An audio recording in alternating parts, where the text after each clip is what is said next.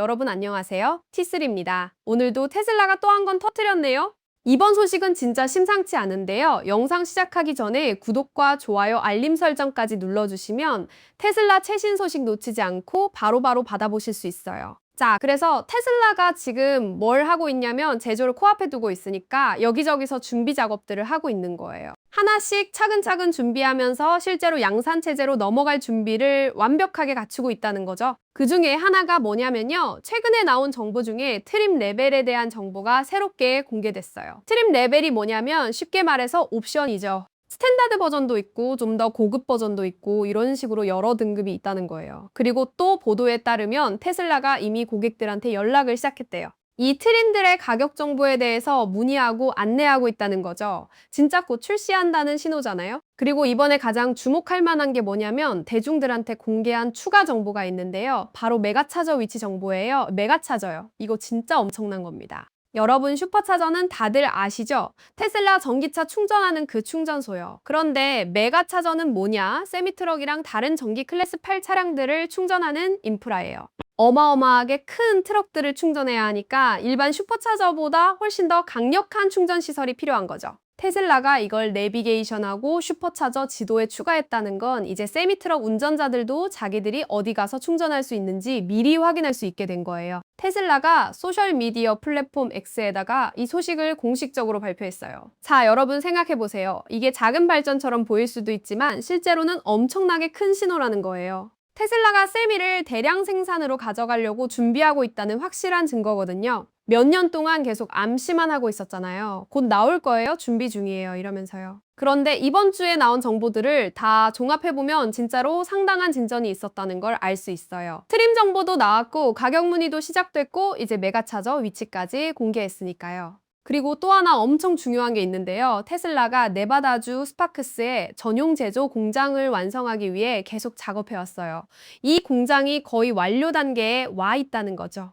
이 모든 신호들을 보면 이 차량이 드디어 양산되고 고객들한테 인도될 준비가 됐다는 걸 보여주는 거예요. 그동안 몇 년 동안 운영됐던 파일럿 프로그램 밖의 고객들한테도 말이죠. 자, 그럼 메가차저가 어디에 설치되냐? 현재로서는 서부 해안 지역에 집중적으로 배치될 예정이에요.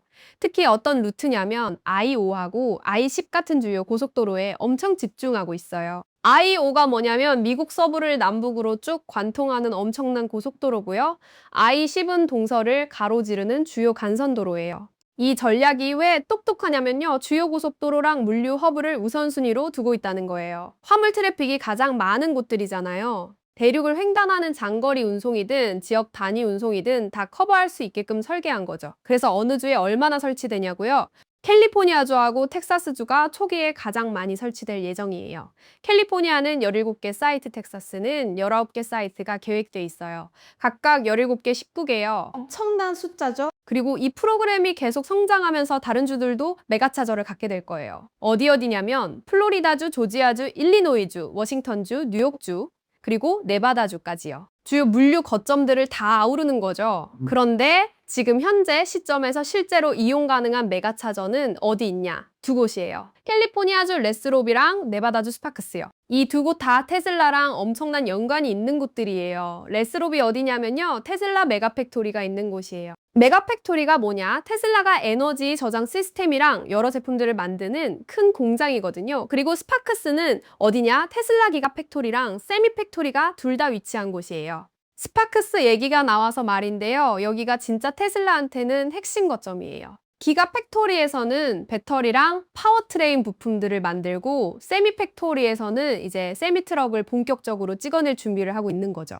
그러니까 당연히 공장 바로 옆에 메가차저가 있어야 테스트도 하고 초기 인도도 원활하게 할 수 있겠죠? 이 모든 걸 종합해서 보면요. 테슬라가 진짜 세미트럭 양산의 진심이라는 걸 알 수 있어요. 단순히 준비하고 있어요가 아니라 실제로 트림 정보도 나오고 고객 문의도 받고 충전 인프라도 구축하고 공장도 완성 단계에 있고 이 모든 게 동시다발적으로 진행되고 있다는 거잖아요.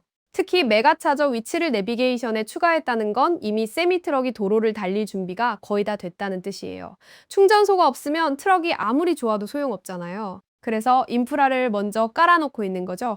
일론 머스크가 이번 주 초에 대량 생산이 올해 후반에 시작된다고 한 것도 그냥 던진 말이 아니라 실제로 모든 준비가 다 돼가고 있으니까 자신 있게 발표한 거예요. 공장도 거의 완성됐고 충전 인프라도 깔리고 있고 트림과 가격 정보도 고객들한테 전달되기 시작했고요. 여러분 생각해보세요. 파일럿 프로그램으로만 몇 년 동안 운영했던 세미트럭이 이제 진짜 양산 체제로 넘어간다는 건 상업용 전기 트럭 시장에 엄청난 변화가 올 거라는 얘기예요. 화물 운송 업계가 완전히 바뀔 수도 있는 거죠. 디젤 트럭들이 지배하던 시장에 전기 트럭이 본격적으로 들어오면 운송 비용도 줄어들고 환경 오염도 줄어들고 장기적으로는 물류 산업 전체가 혁신될 수 있거든요. 테슬라가 승용차 시장에서 했던 것처럼 상업용 차량 시장에서도 똑같은 일을 벌이려는 거죠. 그리고 메가차저 네트워크가 계속 확장되면 다른 전기 트럭 제조사들도 이 인프라를 활용할 수 있을 거예요. 테슬라 슈퍼차저가 결국 다른 브랜드 전기차들한테도 개방됐던 것처럼요.